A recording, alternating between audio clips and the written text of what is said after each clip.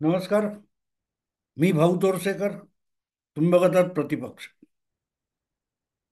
मित्रांनो, एक गोष्ट अगत्याने सांगतो की कृपया मला जाहीर कार्यक्रमाचं आमंत्रण देऊ नका.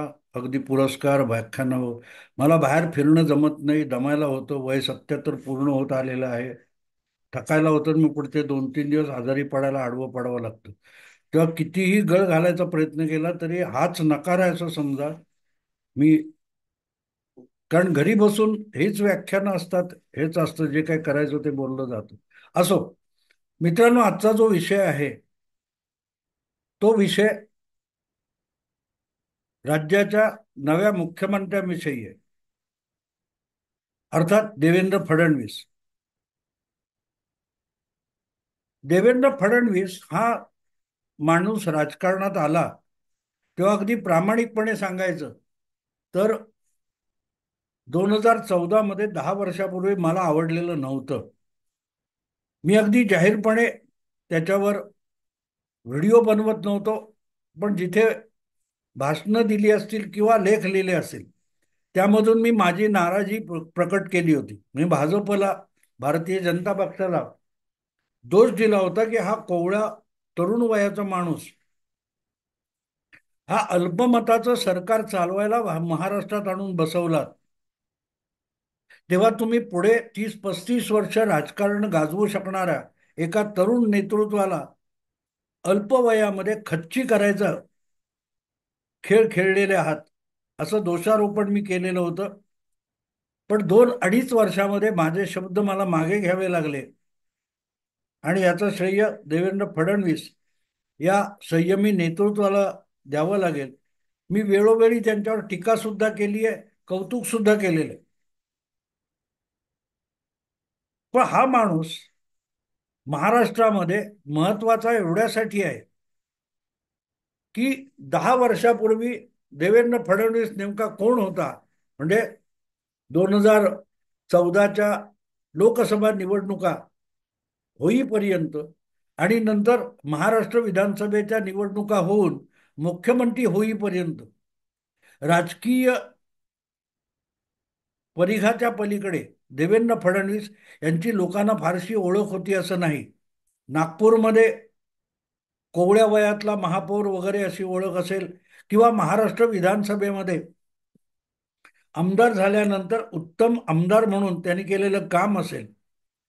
पण तसा प्रशासकीय अनुभव गाठीशी नसताना 2014 मध्ये अचानक मुख्यमंत्री पद मिळणं आणि ते सुद्धा अल्पसंख्य पाठिंबा पाठीशी असताना, कारण मला वाटतं 122 वगैरे स्वबळावर मिळवलेल्या जागा भाजपकडे होत्या. शिवसेनेला 63 जागा वेगळं लढून मिळाल्या होत्या. आणि शरद पवारांसारखा अत्यंत धूर्त मुरब्बी राजकारणी हा भाजपला महाराष्ट्रात नेस्तनाबूत करायला टपलेला असताना तुलनेने अनुभवी असलेल्या कोवळ्या वयातल्या देवेंद्र फडणवीसांना संकटाच्या जबड्यात ढकलणं असा हा भाजपचा निर्णय असं मला वाटलं होतं. आणि अनेकदा असं असतं, एखाद्या नव्या वस्तूचा, नव्या कुठच्या योजनेचा आपल्याला आवाका नसेल आणि आपल्याला त्याचं आकलन झालं नसेल तर त्याविषयी आपण व्यक्त केलेली मतं चुकतात आणि माझं सुद्धा चुकलं. अवघ्या 2-2.5 वर्षात देवेंद्र फडणवीसांनी स्वपक्षात नव्हे तर विरोधी पक्षाला सुद्धा एक शिस्त लावायचा प्रयत्न केला. आणि म्हणून मला वाटतं साधारण 2-2.5 वर्षानंतर देवेंद्र फडणवीसांचा जो वाढदिवस होता, अशा दिवशी किस्त्रीम नावाच्या एका मराठी मासिकाने जो विशेषांक केला होता त्यात लेख लिहिला, तेव्हा मी लंबी रेस का घोडा असं देवेंद्र फडणवीसांचं कौतुक केलं होतं. आणि ह्यावेळेला त्यांनी माझे शब्द खरे करून दाखवले. पण आज मी बोलणार आहे ते देवेंद्र फडणवीसांचं कौतुक नाही. Yashwantrao, Vasantdada Patil, Nago Gore, S. M. Joshi, comrade Dange अशी जी संयुक्त महाराष्ट्र आंदोलनानंतर महाराष्ट्रामध्ये प्रस्थापित झालेली एक नेतृत्वाची फळी होती किंवा त्यानंतरची जी दुसरी जनरेशन पिढी आली ज्याच्यामध्ये जॉर्ज फर्नांडिस, बाळासाहेब ठाकरे, मधु दंडवते शरद पवार असं नेतृत्व पुढे आलं 70च्या दशकानंतर. त्या पिढीतले अनेक नेते आज काळाच्या पडद्याआड गेलेत किंवा इतिहास जमा झालेत. अशा वेळेला एकच टिकलेला नेता कोण असेल तर शरद पवार आहे. आणि शरद पवार यांनी जवळजवळ गेल्या 40-50 वर्षामध्ये महाराष्ट्राच्या राजकारणामध्ये असं गारूड निर्माण केलं की तुम्ही त्यांच्या पक्षात असा, त्यांच्या आघाडीत असा, त्यांच्या गुड बुक्समध्ये असा किंवा विरोधात असा, जो कोणी महाराष्ट्रात नाव घेण्यासारखा माणूस आहे त्याला गुंडाळून आपल्या खिशात टाकणं ही किमया शरद पवारांनी करून दाखवलेली आहे. आणि या पार्श्वभूमीवर त्यांच्याशी जवळपास टक्कर घ्यायला कोणीच तयार नाही असं दिसत होतं. एक तसा नेता झाला तो बाळासाहेब ठाकरे. पण बाळासाहेब ठाकरेंचं वय जास्त होतं आणि आता जवळजवळ बाळासाहेब ठाकरेंच्या निर्माणाला 12 वर्ष होऊन गेली. त्यानंतरच्या काळात जे काही राजकारण घडलं, देशातलं राजकारण बदललं, महाराष्ट्रातलं बदललं आणि त्यातून देवेंद्र फडणवीस नावाचा जो नेता उदयाला आला तो गोपीनाथ मुंडे, नितीन गडकरी, एकनाथ खडसे यांच्या तुलनेतल्या पुढल्या पिढीतला होता. आजही ज्याला तरुण म्हणता येईल. पण त्याने ज्या पद्धतीचं राजकारण गेल्या 10 वर्षात करून दाखवले, त्यामुळे एक दिसतं की शरद पवारांना तुमची पिढी आता संपलेली आहे, तुमचा काळ आता संपलेला आहे याची जाणीव करून देणारं राजकारण जे तुलनेने खडसे किंवा गडकरी किंवा गोपीनाथ मुंडे सुद्धा करू शकले असते, ते त्यांनी केलं नाही. ते देवेंद्र फडणवीसांनी करून दाखवलं. आणि उगाच तोंडाची वाफ न दवडता, हा स्टेजवरून एखादा नेता भाषण करतो वगैरे त्याकडे दुर्लक्ष करायचं असतं. ते शब्द समोर बसलेल्या आणि जमलेल्या गर्दीला खुश करण्यासाठी, त्यांच्या टाळ्या मिळवण्यासाठी असतात. पण तोच राजकीय नेता जेव्हा कृतीतून काही संकेत देतो किंवा कृतीतून काही घडवू बघतो, त्यावरच त्याचं आकलन झालं पाहिजे. आणि देवेंद्र फडणवीसांचं गेल्या 10 वर्षाच्या राजकारण बघितलं तर एक गोष्ट लक्षात येते की हा माणूस महाराष्ट्राच्या राजकारणाची एक नवी रचना करतोय. जसं यशवंतराव चव्हाणांनी 1960 नंतर महाराष्ट्राच्या राजकारणाची एक वेगळी रचना केली.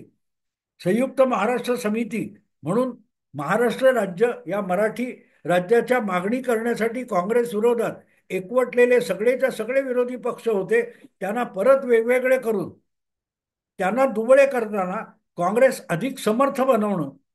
आणि काँग्रेस पक्ष हा त्या काळात सुद्धा जो ब्राह्मण बुद्धिवाद्यांच्या मुठीत होता त्यातून त्याला बाहेर काढून तळागाळातल्या आणि ग्रामीण भागातल्या मराठा समाजामध्ये एक नवीन महाराष्ट्राचं नेतृत्व घडवणं, अशी नवी रचना यशवंतराव चव्हाणांनी केली होती. पण हे मराठा नेतृत्व उभं करताना उरलेले लहान मोठे समाजाचे घटक हे मराठ्यांच्या विरोधात दंड थोपटून उभे राहणार नाहीत याची काळजी यशवंतरावांनी घेतली होती. पण त्या रचनेला धक्का देत शरद पवारांनी पुढल्या काळात जे राजकारण केलं ते राज ठाकरे म्हणतात तसं अत्यंत राजकीय किंवा जातीय कटुता निर्माण करणारं होतं. आणि त्यामुळे यशवंतरावांनी निर्माण केलेलं किंवा बसवलेली जी महाराष्ट्राच्या राजकारणाची घडी होती ती शरद पवारांनी पुढल्या जवळजवळ 30 एक वर्षामध्ये विस्कटून टाकलेली आहे. आणि अगदी त्याचं शेवटचं उदाहरण म्हणजे महायुती मोडून त्यातून उद्धव ठाकरेंना बाहेर काढणं आणि एक विचित्र सरकार महाविकास आघाडी म्हणून बनवणं. या सगळ्या कालखंडामध्ये 10 वर्षामध्ये सत्ता हाती असताना आणि बहुमत मिळवल्यानंतर सत्ता गमावली असताना देवेंद्र फडणवीस यांनी जे संयमी आणि धैर्याने काम केलेलं आहे, मुख्यमंत्री म्हणून आणि विरोधी नेता म्हणून, आणि काही वेळेला 2.5 वर्ष तुलनेने आपल्याला ज्युनियर असलेल्या एकनाथ शिंदे यांचा मुख्यमंत्री पद म्हणून मिळालं असताना उपमुख्यमंत्री म्हणून काम करताना देवेंद्र फडणवीसांनी पक्ष आणि युती या दोघांचा जो तोल सांभाळून दाखवलाय तो कौतुकास पात्र आहे. कारण सगळ्यात मोठी गोष्ट जर त्यांनी काय केलं असेल ते परत एकदा मुख्यमंत्री झाले, हा मला मोठा पराक्रम वाटत नाही. राजकारणात किंवा सत्तेत पदार्पण करताना थेट मुख्यमंत्री पदी बसलेले देवेंद्र फडणवीस कर्तृत्वान आहेत, कौतुकाचे हक्कदार आहेत, हे मी वेगळं सांगायची गरज नाही. पण या सगळ्या 10 वर्षाच्या राजकारणानंतर राजकारणाचा केंद्रबिंदू बनून महाराष्ट्राच्या राजकारणाची एक नवी रचना करण्याचा फडणवीस जो प्रयत्न करतायत, तो विषय मला आज सांगायचा आहे. एखाद्यावर डूख ठेवायचा, एक कोण आपल्या विरुद्ध बोलला, आपल्याविषयी अपशब्द वापरला म्हणून सूडबुद्धीने त्याला वागवायचा, असं राजकारण गेल्या 10 वर्षात देवेंद्र फडणवीसांनी एकदाही केलेलं नाही. पण आपण महाराष्ट्राच्या राजकारणाची जी नवी रचना करू बघतोय, त्यामध्ये जे अडथळा झाले, ज्यांनी त्याला अपशकुन केला, देवेंद्र फडणवीस या व्यक्तीला किंवा त्याच्या राजकारणाला नव्हे, तर महाराष्ट्राच्या हिताची आणि राजकीय, सामाजिक, प्रशासकीय व्यवस्थेची जी रचना फडणवीस करायला बघतात, त्याचा विचका करणं किंवा त्याला अपशकुन करण्याचा प्रयत्न कोणी केला असेल, तर ती उधारी देवेंद्र फडणवीस ठेवत नाहीत. हा माझा आजचा विषय आहे किंवा तो आशय आहे. अकेला फडणवीस क्या करेगा असल्या वक्तव्यांना किंवा टरबुजा वगैरे फडतूस अशा शब्दांना फडणवीस किंमत देत नाहीत. कारण असे शब्द, अपशब्द, हे शरीराला भोकं पाडत नाहीत किंवा तुमच्या कर्तृत्वाला भोकं पाडत नाहीत. कर्तबगार माणसाला कर्तृत्व गाजवायचं असतं आणि ती संधी मिळेल तिथे तिथे साधत देवेंद्र फडणवीस परत मुख्यमंत्रीपदी आले. पण मुख्यमंत्रीपदी येऊन मान सन्मान मिळवण्यापेक्षा महाराष्ट्राच्या इतिहासामध्ये ज्यांनी इतिहास बदलण्याची किमया करून दाखवली असा नेता होण्यासाठी देवेंद्र फडणवीस यांचे चाललेले प्रयास हे लक्षात घेतले पाहिजे. आणि म्हणून गेली विधानसभा निवडणूक आपण बघितली, लोकसभा निवडणूक आणि विधानसभा निवडणूक. लोकसभा निवडणुकीत महायुतीचा झालेला पराभव स्वीकारताना नुसता पराभव स्वीकारला आणि पचवला नाही, तर त्यासाठी प्रायश्चित्त घ्यायला आणि सत्तेपासून बाजूला व्हायची तयारी त्यांनी दाखवली. पण पक्षाने ती ऑफर नाकारल्यानंतर परत एकदा उभं राहून राजकारणात विधानसभेसाठी जबरदस्त झुंज देऊन देवेंद्र फडणवीसांनी महाराष्ट्राचं राजकारण आज ज्या टप्प्यावर आणून ठेवलंय, ते बघितल्यानंतर एक गोष्ट लक्षात घेतली पाहिजे की त्यांच्या डोळ्यासमोर पुढच्या 10, 15, 20 वर्षाच्या महाराष्ट्राच्या राजकारणी, प्रशासकीय, औद्योगिक वगैरे याचा काहीतरी आराखडा आहे. आणि त्या दृष्टीने हा माणूस एक नवी रचना निर्माण करतोय. राजकारणातली एक नवी रचना आहे. त्याच्यात कुठले कुठले पक्ष असतील, ते कशी कशी राजकारण करतील, कुठले कुठले नेते असतील आणि ते नेते आपल्या कर्तृत्वाला वाव देताना महाराष्ट्राचं कसं कल्याण करतील. आपण भाजपचे नेते आहोत, पण भाजपचं भवितव्य घडवताना महाराष्ट्राचं नुकसान होता कामा नये. आणि भाजपचं कल्याण होत असताना भाजपच्या मित्र पक्षांचा सुद्धा फायदा झाला पाहिजे आणि मित्र पक्षांमधल्या सुद्धा तरुण आणि उदयोन्मुख अशा होतकरू नेतृत्वाला वाव मिळाला पाहिजे. या दृष्टीने जेव्हा हा नेता प्रयत्न करतो, तेव्हा त्याची पाठ थोपटणं अगत्याचं होऊन जातं.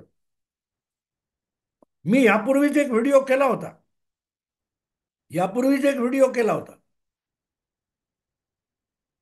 की फडणवीस मुख्यमंत्री होतील, पण त्यांच्या सरकारचा आणि मंत्रिमंडळाचा चेहरा मोहरा नवा असेल, वेगळा असेल.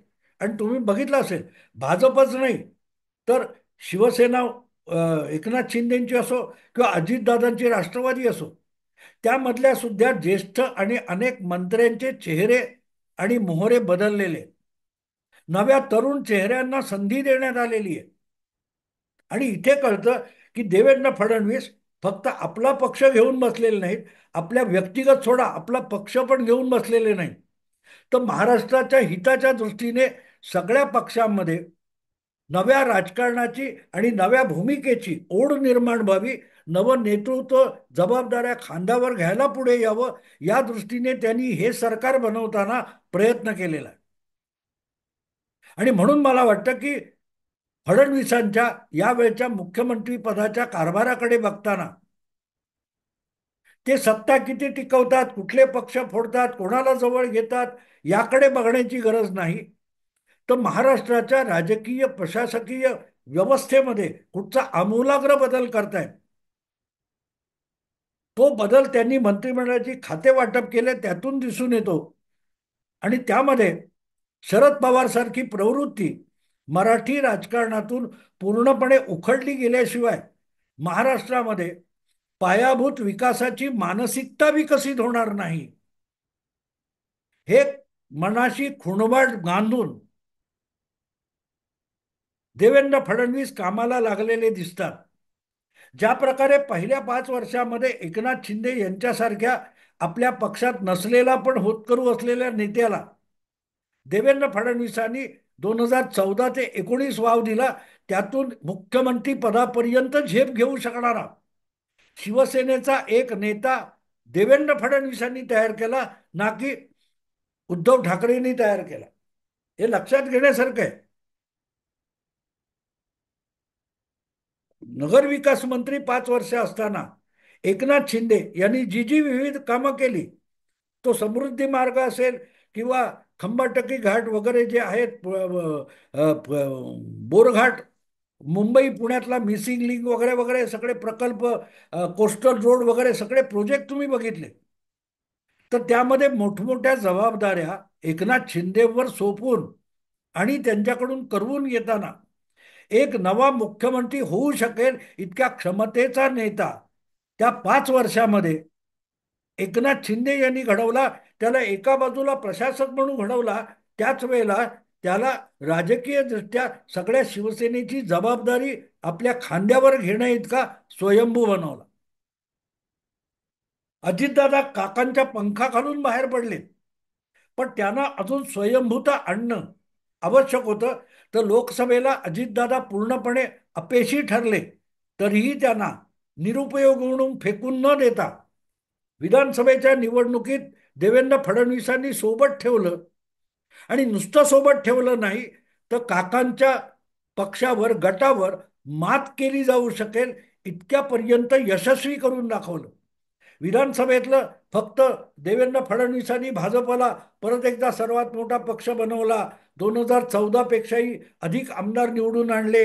22 होते ते 32 केले, 132 केले, 19 पेक्षा जास्त केले.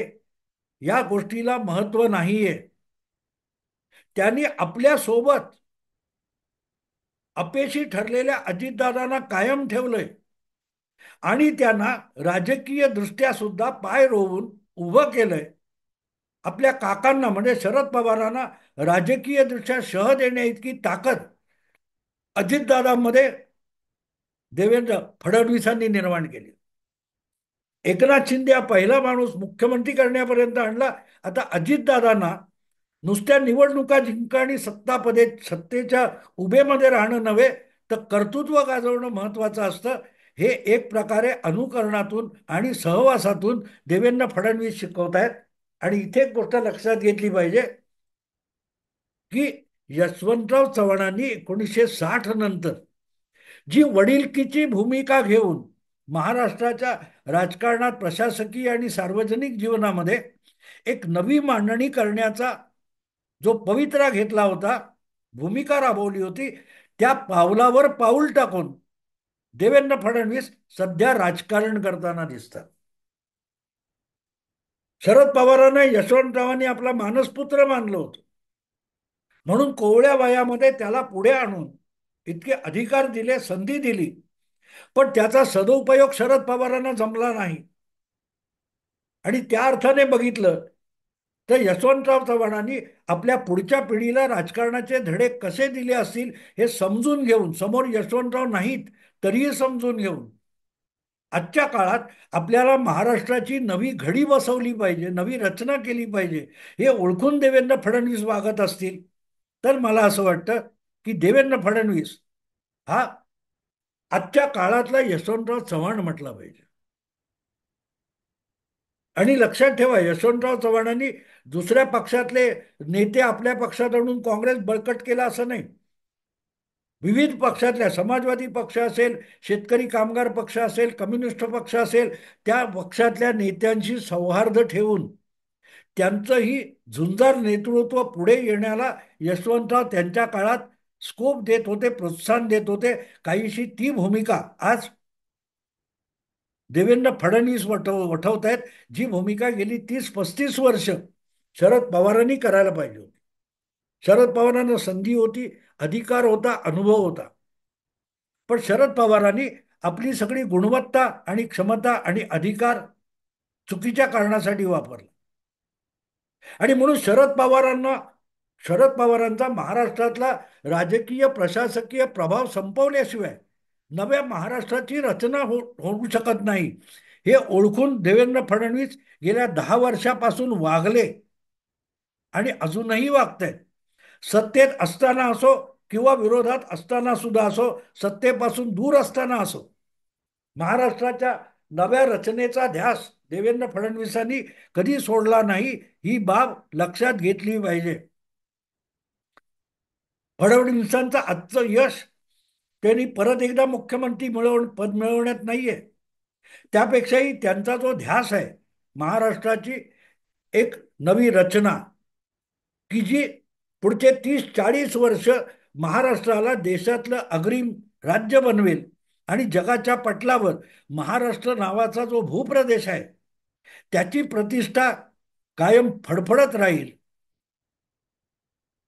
या दृष्टीने देवेंद्र फडणवीस जे रचना करतात त्यासाठी त्यांचं कर्तृत्व मानलं पाहिजे, त्यांची पाठ थोपटली पाहिजे.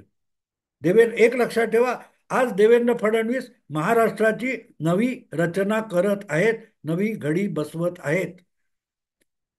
हळूहळू करत त्याचे अधिक वेगवेगळे पैलू मी तुमच्यासाठी मांडणार आहे. पण आज या विषयाची मी सुरुवात केलेली आहे. खरं तर त्याच्यावर चर्चा झाली पाहिजे, सरकार टिकेल का, बहुमत किती, राक्षसी बहुमत किती, या फालतू गोष्टी आहेत. असो, आत्ता मी इथेच थांबतो मित्रांनो. देवेंद्र फडणवीसांचं हे कौतुक, हा नवा पैलू तुमच्यासमोर मुद्दा मांडलाय. त्याचे अनेक पैलू आहेत, ते हळूहळू करत मी उजागर करीन. आज इथेच थांबतो. आवडलं लाईक करा, शेअर करा आणि प्रतिपक्षाला सबस्क्राईब करा. ते काही बेल आयकॉन असतो तो पण क्लिक करा. नमस्कार.